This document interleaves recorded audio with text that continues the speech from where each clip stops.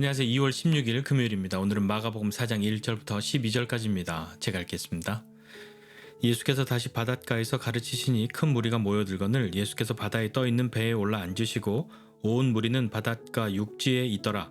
이에 예수께서 여러 가지를 비유로 가르치시니 그 가르치시는 중에 그들에게 이르시되 들으라. 씨를 뿌리는 자가 뿌리러 나가서 뿌릴새 더러는 길가에 떨어짐에 새들이 와서 먹어버렸고 더러는 흙이 얕은 돌밭에 떨어짐에 흙이 깊지 아니하므로 곧 싹이 나오나 해가 돋은 후에 타서 뿌리가 없으므로 말랐고 더러는 가시떨기에 떨어짐에 가시가 자라 기운을 막음으로 결실하지 못하였고 더러는 좋은 땅에 떨어짐에 자라 무성하여 결실하였으니 30배나 60배나 100배가 되었느니라 하시고 또 이르시되 들을 귀 있는 자는 들으라 하시니라.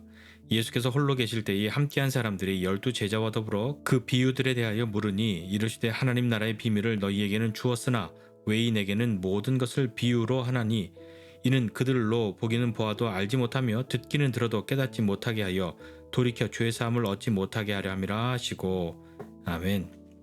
예수님께서 다시 바닷가에서 가르치시니까 큰 무리들이 모여들었습니다. 예수님은 바다에 떠있는 배에 올라 앉으셨고 온 무리들은 바닷가 가까운 육지에 다 모여 앉아서 예수님의 가르치심을 들었던 거죠. 예수님은 그때에 여러 가지들을 비유로 가르치셨다라고 성경은 기록하고 있습니다. 그 가르치시는 중에 우리가 잘 아는 씨 뿌리는 자의 비유가 나오는 거죠. 이 한 가지만 말씀하신 것이 아니라 여러 가지들을 가르치셨는데 마가는 이 하나를 오늘 소개해주고 있는 겁니다. 예수님이 이렇게 말씀하십니다. 들으라 라고 이 사람들을 향해서 가르치심을 시작하시는데요. 들으라 말씀하신 후에 씨를 뿌리는 자가 나가서 씨를 뿌린다 이렇게 말씀합니다. 우리는 씨를 심는다 이런 표현이 더 익숙하고 그것이 더 잘 그려지는데요. 팔레스타인 지방은 씨앗을 일일이 하나씩 심는 것보다 땅에 이렇게 뿌려서 하는 그런 방법으로 파종을 하는 거죠.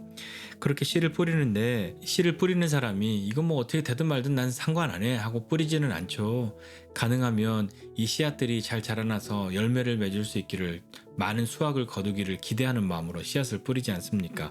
자, 그렇게 뿌리는데 어떻게 되냐면 더러는 길가에 떨어졌다라고 이야기하면서 길가에 떨어진 것은 새들이 와서 먹어버리니까 싹이 나거나 자랄 그런 것을 한 번도 본 적이 없는 거죠. 그리고 또 더러는 흙이 얕은 돌밭에 떨어졌다. 그러니까 돌밭 위에 흙이 조금 있는 그곳에 씨앗이 떨어져서 자라나는 것 같으나 싹은 났으나 햇빛이 나면 뿌리가 없기 때문에 뿌리를 내리지 못했기 때문에 타 죽었다 이렇게 이야기하고요. 또 더러는 가시떨기에 떨어졌다라고 얘기하는데 가시떨기에 떨어진 이 씨앗들은 자라기는 자랍니다. 그런데 가시가 기운을 막았기 때문에 결실하지 못하였다라고 이야기하니까 앞서 길가나 이 돌밭에 떨어진 것보다는 더 많이 자라났죠. 많이 자라났으나 확실히 자라나긴 자랐으나 가시의 기운에 막혀서 아무것도 결실을 맺지 못하는 그런 일이 벌어졌고 더러는 좋은 땅에 떨어졌는데 거기서 잘 자라서 무성하게 되어서 결실을 하였다.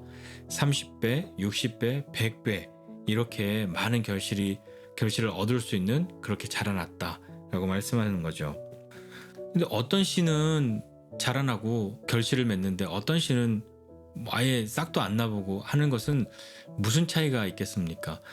여기서 우리가 생각해 보아야 하는 것은요. 씨는 문제가 없다는 겁니다. 씨는 다 열매를 맺을 수 있는 씨를 뿌린 것인데 어디에 떨어졌느냐가 문제인 거잖아요.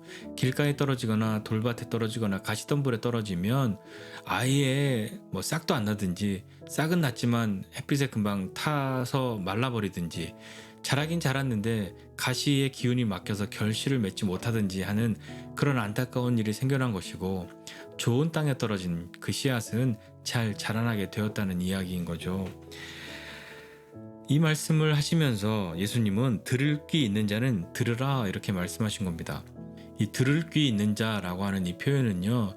소리를 듣느냐 못 듣느냐의 그것이 아니라 단지 소리가 아니라 이것의 뜻을 의미들을 새길 수 있냐 없냐인 것이죠. 들을 귀가 있는 사람은 예수님이 하신 말씀이 무슨 뜻인지 알아들을 것이고 들을 귀가 없는 사람은 예수님의 소리는 들었으나 이 말씀이 무엇을 뜻하는지 알 수 없었겠죠. 그런데 여기 모여 앉은 큰 무리들은 안타깝게도 이 말씀이 무슨 뜻인지 잘 이해를 못했던 것 같습니다. 그러니까 10절 이하에 보니까 예수님이 홀로 계실 때에 함께한 사람들이 12제자와 더불어 그 비유들에 대하여 물었다라고 기록하고 있지 않습니까? 큰 무리가 모여 있었는데 그 무리들이 예수님이 비유를 가르치시고 들을 게 있는 자는 들으라 이렇게 말씀하셨는데 그것에 대한 반응이나 결과들은 없고 그들은 다 물러갔고 이제 예수님이 혼자 계시니까 함께한 사람들, 이 함께한 사람들은 아마 그 큰 무리들이 아니라요. 예수님의 제자의 그 무리에 있을 수 있는 그런 사람들이었겠죠.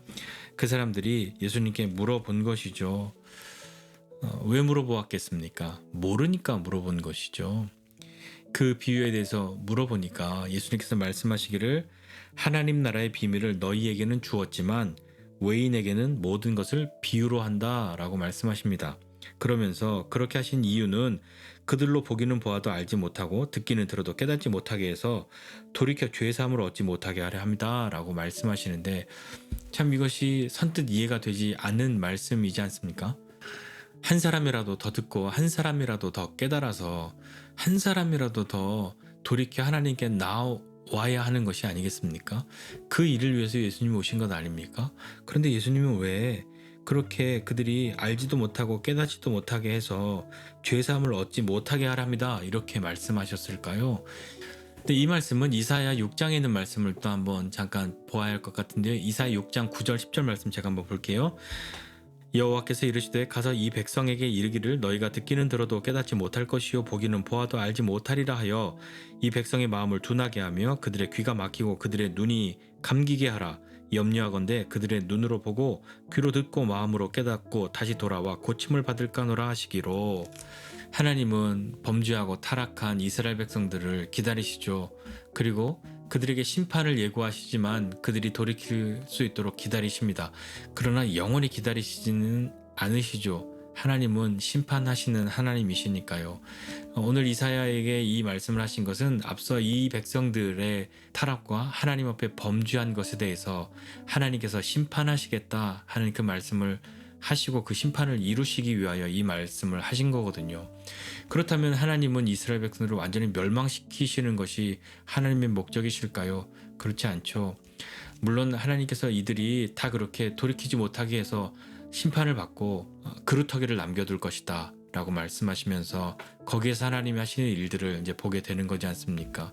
그 말씀을 생각할 때에 예수님이 오늘 이 말씀도 이렇게 이해해야 할 겁니다. 예수님이 정말 이들이 알지도 못하고 깨닫지도 못하게 해서 죄사함을 받지 못하게 그렇게 하시려고 하는 것이 아니라 그것을 위하여 예수님은 말씀하시고 또 여러 일들을 행하시는데 이들이 들을 기가 없는 거죠. 이들이 마음으로 그렇게 돌이키지 않는 겁니다. 예수님이 그렇게 못하게 하시는 것이 아니라 그들이 보기는 보아도 듣기는 들어도 알지도 깨닫지도 못하는 그런 마음을 스스로가 갖고 있는 것이죠. 요한복음에서 예수님이 말씀하시는 것은요. 나를 보내신 아버지께서 이끌지 아니하시면 아무도 내게 올 수 없다라고 말씀하셨고요. 요한복음 5장에 보면요.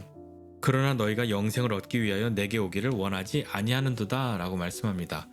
그러니까 하나님은 예수님께로 나아올 수 있도록 이끄시고 사람들도 예수님께로 나아가기를 원해야 하는데 하나님은 이끄시지만 사람들이 원하지 않는 사람, 그 사람들이 있다는 것이죠. 그렇게 이해를 하는 것이 이 말씀을 조금 갸웃하고 이해하지 않는 그런 것이 될 겁니다. 이 비유는 비밀을 담고 있는 것인데요. 우리가 쉽게 생각할 때 비유로 이렇게 설명하는 것은 좀 잘 이해하라고 좀 잘 깨달으라고 그렇게 비유를 들어서 이야기해 주지 않습니까? 그러나 예수님의 이 비유에는 비밀이 담겨 있는데 이 비밀, 이 신비가 있는데 그러니 이것을 듣고 깨닫는 사람, 들을 귀가 있는 사람들은 하나님의 하나님의 은혜의 자리로 나아가게 되는 것이고요.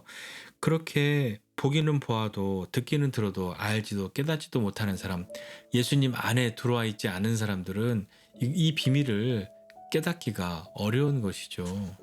하나님은 기다리십니다. 그리고 계속해서 기회를 주십니다. 그러나 마지막에는 심판하시는 하나님이신 거죠. 이들이 알지도 못하고 깨닫지도 못하고 죄사함을 받지도 못하는 것은 하나님이 그렇게 못하게 하신 것이 아니라 사람들이 그 은혜의 자리로 나오지 않은 것이죠. 듣기는 들었으나 소리만 들은 것이죠. 들을 귀가 없었던 것이죠. 그렇기 때문에 예수님은 비유로 말씀하시고 항상 제자들에게 이 비유를 설명해 주시지 않았습니까? 예수님 안에 있는 사람들에게 이 비밀들을 가르쳐 주신 것이죠. 예수님 말씀하신 것처럼 하나님 나라의 비밀을 너희에게는 주었지만 외인들, 예수님 밖에 있는 사람들에게는 모든 것을 비유로 말씀하시는 거죠. 오늘 이 말씀 속에서 우리가 다시 한번 좀 마음을 새롭게 하기를 원하는 것은 이 씨를 뿌리지만 이 씨의 문제가 아니라 어디에 떨어졌느냐 하는 것이죠.